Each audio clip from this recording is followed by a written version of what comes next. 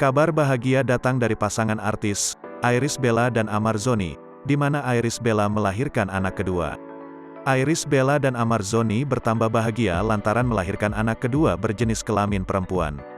Istri Amar Zoni, Iris Bella melahirkan anak kedua pada Selasa, tanggal 23 Agustus tahun 2022, sekira pukul 8.49 waktu Indonesia Barat. Iris Bella membagikan momen bahagianya lewat akun Instagram pribadinya. Amar Zoni dan Iris Bella mengucapkan rasa syukur atas kelahiran anak keduanya.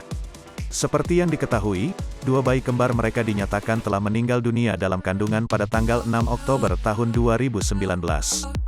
Tak lupa mereka mengucapkan terima kasih atas segenap doa untuk kelancaran proses persalinan Iris Bella. Dalam unggahannya, terlihat potret Amar Zoni yang tengah menggendong putrinya. Meski belum diperlihatkan wajah dan namanya, putri Amar Zoni sudah dipuji memiliki rambut dan kulit yang cantik.